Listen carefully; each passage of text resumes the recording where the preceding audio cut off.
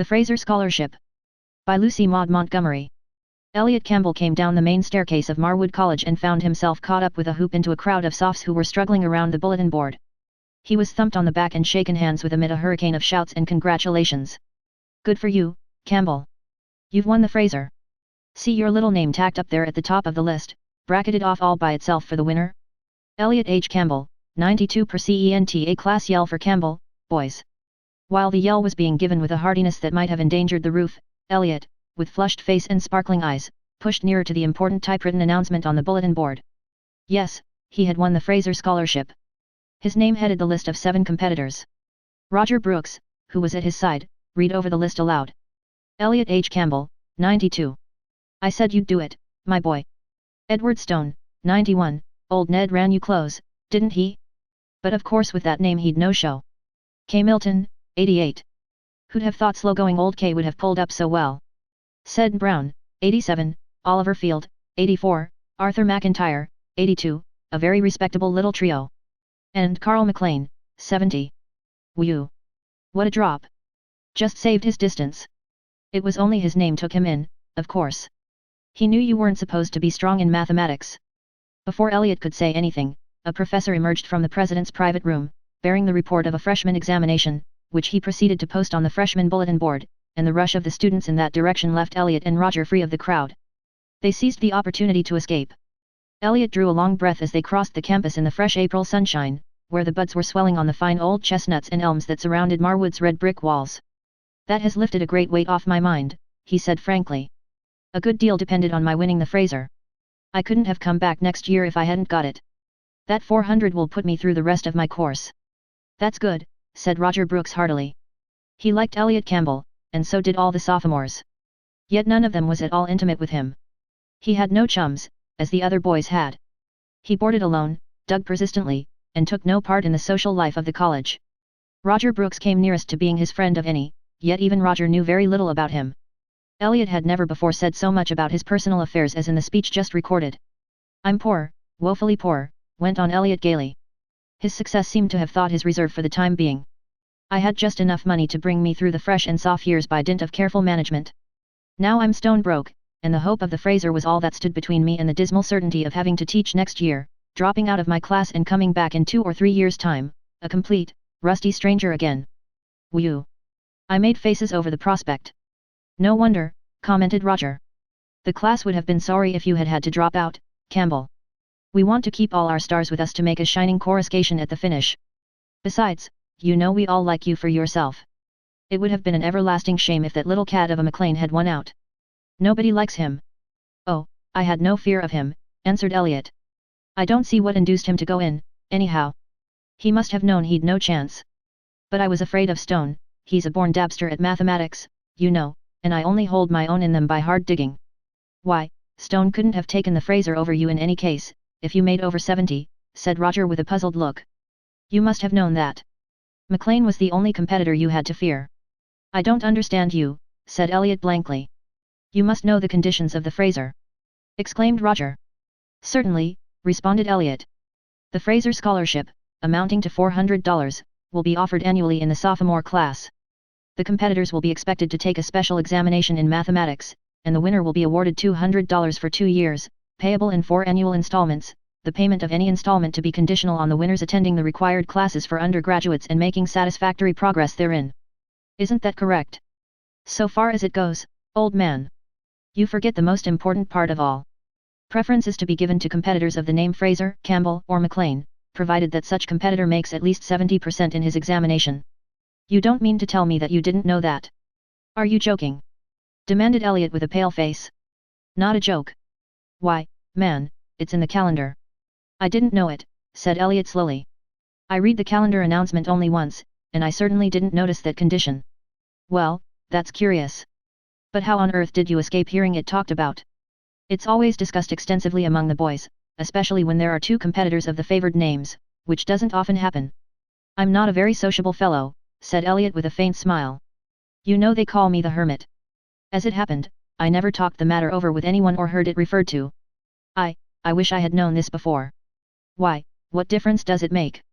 It's all right, anyway. But it is odd to think that if your name hadn't been Campbell, the Fraser would have gone to McLean over the heads of stone and all the rest. Their only hope was that you would both fall below 70. It's an absurd condition, but there it is in old Professor Fraser's will. He was rich and had no family. So he left a number of bequests to the college on ordinary conditions. I suppose he thought he might humor his women one. His widow is a dear old soul, and always makes a special pet of the boy who wins the Fraser. Well, here's my street. So long, Campbell. Elliot responded almost curtly and walked onward to his boarding house with a face from which all the light had gone. When he reached his room he took down the Marwood calendar and whirled over the leaves until he came to the announcement of bursaries and scholarships. The Fraser announcement, as far as he had read it, ended at the foot of the page. He turned the leaf and, sure enough, at the top of the next page, in a paragraph by itself, was the condition: preference shall be given to candidates of the name Fraser, Campbell, or McLean, provided that said competitor makes at least 70% in his examination. Elliot flung himself into a chair by his table and bowed his head on his hands. He had no right to the Fraser scholarship. His name was not Campbell, although perhaps nobody in the world knew it save himself, and he remembered it only by an effort of memory. He had been born in a rough mining camp in British Columbia, and when he was a month old his father, John Hansel Packer, had been killed in a mine explosion, leaving his wife and child quite penniless and almost friendless. One of the miners, an honest, kindly Scotchman named Alexander Campbell, had befriended Mrs. Hansel Packer and her little son in many ways, and 2 years later she had married him. They returned to their native province of Nova Scotia and settled in a small country village. Here Elliot had grown up, bearing the name of the man who was a kind and loving father to him, and whom he loved as a father. His mother had died when he was 10 years old and his stepfather when he was 15. On his deathbed he asked Elliot to retain his name. "I've cared for you and loved you since the time you were born, lad," he said. "You seem like my own son, and I've a fancy to leave you my name. It's all I can leave you, for I'm a poor man, but it's an honest name, lad, and I've kept it free from stain. See that you do likewise, and you'll have your mother's blessing and mine." Elliot fought a hard battle that spring evening. "Hold your tongue and keep the Fraser," whispered the tempter. "Campbell is your name. You've borne it all your life. And the condition itself is a ridiculous one, no fairness about it. You made the highest marks and you ought to be the winner. It isn't as if you were wronging Stone or any of the others who worked hard and made good marks. If you throw away what you've won by your own hard labor, the Fraser goes to McLean, who made only 70. Besides, you need the money and he doesn't. His father is a rich man. But I'll be a cheat and a cad if I keep it," Elliot muttered miserably. "Campbell isn't my legal name, and I'd never again feel as if I had even the right of love to it if I stained it by a dishonest act. For it would be stained, even though nobody but myself knew it. Father said it was a clean name when he left it, and I cannot soil it." The tempter was not silenced so easily as that. Elliot passed a sleepless night of indecision. But next day he went to Marwood and asked for a private interview with the president. As a result, an official announcement was posted that afternoon on the bulletin board to the effect that, owing to a misunderstanding, the Fraser Scholarship had been wrongly awarded. Carl McLean was posted as winner.